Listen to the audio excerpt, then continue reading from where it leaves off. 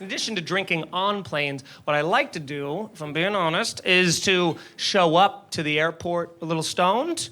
You know, that way I don't think about, like, that whole thing.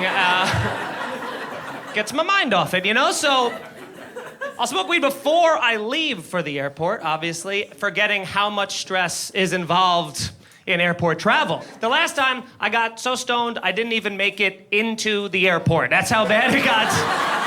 So I take an Uber to JFK, and then I got out of the plane, and I'm very stoned, right? And here's the thing. JFK had completely changed their revolving doors, which I know it doesn't sound like a big deal, but it was. We all grew up with the same revolving doors. They're tiny, you go in, you push them, they move, that's it. That's how it was. These are they're like industrial-sized, giant, they look like 3 big pizza slices, essentially. And now you can't push them anymore. They're automatic, and they stop every 2 inches in case you're slow or new to walking or whatever the fuck, So I am maximum strength stoned, and I get into this thing, it closes me in, I'm in my little triangle apartment, having a good time, And the second I'm closed in, I just go, oh my God, I don't have my phone on me. I was like, oh no. And then I turn around and look at the Uber, and the Uber driver is speeding away. So now I'm like, oh my, I gotta get through this revolving door faster, but I can't because it keeps fucking stopping, you guys, every 2 inches. So I have my bag, so I'm just trying to like stutter step towards it. I look like a crazy person. I'm like, come on, just doing this.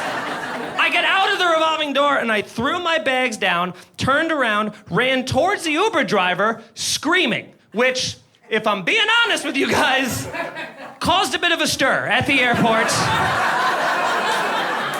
Yeah, you can't do that. You can't just throw your bags down and be like, "Ah!" and run the other way. Yeah. Because that's terrorism, so you can't. That's what they've taught us. But I don't even think about it. Every police officer immediately just grabs their holster. I'm not even paying attention. I'm still chasing down this Uber. And I did track in high school, so I have perfect form. And as I'm chasing this Uber down, my hand grazes my back pocket where my phone is comfortably resting, you guys. The entire time. I was just so stoned I forgot I had pockets. That's what happened there. Which was the worst, because then I had to go back and pick up my bags in a full flop sweat.